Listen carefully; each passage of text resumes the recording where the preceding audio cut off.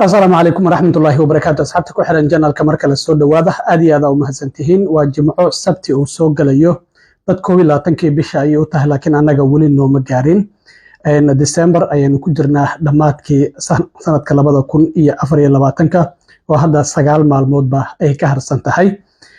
Muuqaalkan waxaan rabaa inaan idin kula wadaago arrintii shalay iyo maanta aan idinka sheekeynayo oo ku aadanayd dowladda shaqadeedu inay istaagayso Congress-ka uu sharci miisaaniyad ay ku sii shaqeynayso uusan meel marin. Haddaba wadahadal saacado socday kadib waxaa labada xisbi ee dimuqraadiga iyo Republicaanka isku afkarteen in shaqada dowladda aysan istaagin oo dowladdu ay sii shaqeyso. Afhayeenka aqalka wakiilada Mike Johnson iyo weliba gudoomiyaha aqlabiyadda yar ee aqalka wakiilada Kim Jeffries ayaa waxa la leeyahay wadahadalo dhowr ah iyo arrinta ka yeesheen ugu dambeyntiina caawa fiidkii ayay meel mariyeen sharci dowladdu ay ku sii shaqeynayso miisaaniyad ilaa iyo bisha March 14keeda bisha saddexaad sanadka 2024. Haddaba sharcigan waxaa inta badanba u codeeyay xubnaha dimuqraadiyiinta. Waxaan ognahay sharcigii horey ay labada xisbi isugu raaceen in Elon Musk iyo Trump arbacadii ay diideen isla markaana mid kale oo la soo diyaariyay Khamiistii ay haddana aqalka wakiiladu xalay ay diideen isla markaana waliba 38 xubnood oo Republican ah ay ka soo horjeesteen halka sidoo kale dhinaca dimuqraadiyiintana xubno gaaraya 197 xubnood ay ka soo horjeesteen 174 Republican iyo 2 dimuqraadiyiin oo kaliya ayaa u codeysay. Marka waxaa loo baahnaa marka 435 xubnood oo aqalka wakiilada saddex loo qaybiyo 2 kamid ah inay u codeeyaan. Marka 235 maadaama ay diiday sharcigaasi waa uu guul daraystay. Labada sharci oo Khamiistii arbacadii la kala diiday waa labadan sharci oo aad kala arkaysaan. Mid kamid ah wuxuu ahaa 1447 page ayuu ka koobnaa. Midka arbacadii la diiday wuxuu ahaa sharci aad u badan halka midka ay Khamiistii la diidana uu ahaa 116 page laakiin midkan caawa la ansixiyay wuxuu ahaa 118 page. xubnaha u codeeyay marka sharcigan caawa la meel mariyay waxay ahayn 170 Republican iyo 196 dimuqraadiyiin halka 34 xubnood oo Republicanana sidoo kalena ay diideen oo ay ka soo horjeesteen. Marka 366 ayuu sharcigan ku meel maray. Dowladuna waa ay sii shaqeyn doontaa ma xirmi doonto. Hadda sanadka ayaa loo gudbiyay. Sanadku waa isla caawa inay meel mariyaan. Madaxweynahan isla caawa loo geeyay saqda dhexe 12 saqda dhexe intaan la gaarin si uu u saxiixo. Ma jirto madaxweynuhu waa hurdaya biri subaxdii ayuu saxiixaya. Haddii caawa saqda dhexe xitaa 12 iyo 1 daqiiqo haddii ay gaarto madaxweynuhu saxiixi waayo macnaha dowladdii way xirantay waa sharcigaasi waa buray. Ka hor 12 saqda dhexe inta aan la gaarin ugu dambeyn 11 iyo 59 daqiiqo madaxweynuhu waa inuu saxiixa ama ka hor waa inuu saxiixa 12 haddii ay ku dhacdo macnaheedu waxay tahay sharcigaas gabi ahaanba waa buraya. Shaqada dowladuna waa istaagaysaa in mar kale dib loogu laabto ayay noqonaysaa. Waayo kalfadhigan maanta waxa uu ahaa kii ugu dambeeyay ee sanadkan 2024 Congress-ka 118aad waa dhamaaday. Congress-ka 119aad ayaa January 3deeda bilaaban doona marka la dhaaliyo xubnaha cusub ee la soo doortay. Markii sharcigan la meel mariyay waatan markii lagu dhawaaqay meel marka sharcigan in 366 xubnood ay u codeeyeen. On this vote, the yeas are 174, the nays are 235, one voting present, 2/3 not being in the affirmative. The rules are not suspended and the bill is not passed. Pursuant to Clause 12A of Rule 1, the House will stand in recess subject to the call of the chair. sidoo kale afhayeenka aqalka wakiilada Mike Johnson ayaa hadal kooban jeediyay kadib markii sharcigan uu meel maray. Mike Johnson waxa uu yiri maalin weyn ay noo tahay maadaama labada xisbi ay u codeeyeen waliba cod aqlabiyada in sharciga loogu magac daray The American Relief Act of 2025 uu meel maray. Waxana uu yiri waa qayb muhiim ayuu sharcigan ahaa in la meel mariyo. Waxa uu sheegay waxa uu maalgelinayaa dowladdu in ay sii shaqeyso ilaa iyo sanadka 2025 bisha March 14keeda. Muhiimad gaar ah ayuuna noolaha. Waxa uu yiri waxa uu qayb ka yahay ajendaheena America First oo danta dadka Mareykanka aan kaalinta koobaad gelinayn. Waxa uu yiri January isbedel ayaa dhici doona. Trump ayaa Washington iyo aqalka cad ku soo laaban doona. Republicankuna waxay la wareegi doonaan aqlabiyadda aqalka wakiilada iyo waliba aqalka sanadka. Waxa uu sidoo kale sheegay in isbedel weyn oo Washington ka dhici doona bisha January marka Trump uu xilka la wareego. waxuu yidhi sharcigan waxaa ku jirta lacag gaaraysa ilaa iyo 100 bilyan oo wax loogu qabanayo dadka Ameerikaanka ah oo u baahnaa oo duufaanadii ay saameeyeen kuwaasi oo 6 gobol oo gobolada Mareykanka ah ku nool. waxaana uu sheegay caawinaadaasi sidoo kale beeraleyda waxuu yidhi aysan u suura gelin in lacag amaaha bangiyada ay ka qaataan sababo la xiriira sicir bararka iyo dhaqaale burburka. Biden sidoo hadalka u dhigay ayay arintana sidoo kale ay caawin doontaa. waxuu yidhi maadaama uu kalfadhigan baarlamaanka uu yahay kii ugu dambeeyay ee sanadka January ayaan dib isugu soo laaban doonaa. isbedel weyn ayaana ka dhici doona Washington marka Trump uu xilka la wareegay. isagoo arrimahaasi ka hadlayayna waxa uu yidhi. Well, good evening, everybody. We are really grateful that tonight, in bipartisan fashion, with overwhelming majority of votes, we passed the American Relief Act of 2025. This is a very important piece of legislation. It funds the government, of course, until March of 2025. That was a big priority for us. This is America First legislation because it allows us to be set up to deliver for the American people. In January, we will make a sea change in Washington.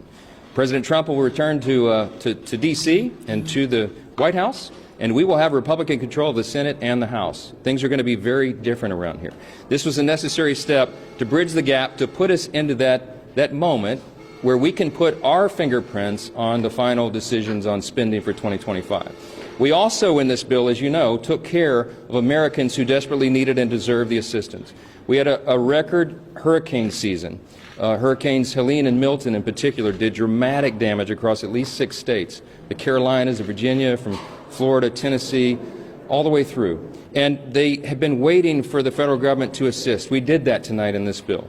We also took care of our farmers, many of whom are on the brink of collapse because of Bidenomics, frankly, because the inflationary cost of their inputs and the inability they have right now to get loans from the banks and the lenders to put their crops in the ground, to put the seeds in the ground in the spring. So we had to take care of that, and we did. We are excited about this outcome tonight. We're grateful that everyone stood together to do the right thing. And having gotten this done now as the last order of business for the year, we are set up for a big and important new start in January. We can't wait to get to that point. sidoo kalena gudoomiyaha aqlabiyadda yar ee qalabka wakiilada Hakim Jeffries oo isaguna markii sharcigan dowladda lagu maalgelinayo ilaa bisha 3aad ee sanadka soo socda hadal kooban jeediyay ayaa wuxuu yidhi xubnaha dimuqraadiyiinta ee ku jira aqalka wakiilada si guuli ku jirta waxa ay u maalgeliyeen dowladda ayuu yiri kadib markii codsi uu uga yimid madaxweyne Joe Biden. marka dimuqraadiyiinta haddaysan sharcigan badbaadin lahayn oo aysan u codan lahayn ma uusan meel mari lahayn. sidoo kalena waxa uu yiri si wax looga qabto baahida dadka Ameerikaanka ah dhinacyada caafimaadka, badqabka iyo sidoo kalena dhaqaalaha ayuu yiri. waxaana sidoo kale uu sheegay in xubnaha dimuqraadiyiintu si guuli ku jirta ay ugu dagaalameen qoysaska, beeraleyda iyo sidoo kalena waxa uu yiri kooxaha gurmadka degdega ah iyo waliba mustaqbalka dadka shaqeeya ee Mareykanka, qoysaska shaqeeya ee Mareykanka. waxa uu sidoo kale sheegay in xubnaha dimuqraadiyiintu si guuli ku jirta lacag 100 bilyan oo dollar ay ugu meel mariyeen gobolada masiibooyinka ay saameeyeen ee dadka Mareykanka ah ee u baahnaa caawinaad degdega. waxaana uu sheegay xubnaha dimuqraadiyiintu inay ka hor istaageen waxa uu yiri kooxaha mayalka adag ee Republicaanka ah in dowladda ay xiraan isla markaana ay dhaawac u geystaan dhaqaalaha wadanka Mareykanka iyo waliba qoysaska Mareykanka ah ee shaqeeya. waxa uu sheegay in arrintan ay guul u tahay shacabka Mareykanka. waxaana uu sheegay in arrintan aysan ku istaagi doonin oo marka January uu dib u soo laabto Congress-ka in howlaha dhiman ay dhammaystiri doonaan. isagoo arrimahaasi ka hadlayayna waxa uu yiri. Good evening, everyone. House Democrats have successfully funded the government at levels requested by President Biden in order to meet the needs of the American people in terms of their health, safety, and economic well-being. House Democrats have successfully fought for families, farmers, first responders, and the future of working-class Americans. House Democrats have successfully fought for $100 billion in disaster assistance in order to make sure that those everyday Americans whose lives have been turned upside down in terms of hurricanes, storms, tornadoes, wildfires, floods, and other extreme weather events can get the assistance that they need to address the problems they've been confronting. House Democrats have successfully stopped extreme MAGA Republicans from shutting down the government, crashing the economy, and hurting working class Americans all across the land. House Democrats have successfully stopped the Billionaire Boys Club, which wanted a $4 trillion blank check, by suspending the debt ceiling in order to enable them to cut Social Security, cut Medicare, and cut nutritional assistance while providing massive tax breaks for the wealthy, the well-off, and the well-connected. This is a victory for the American people. We have successfully advanced the needs of everyday Americans, but there are still things to be worked on, and we look forward to that fight in the new year.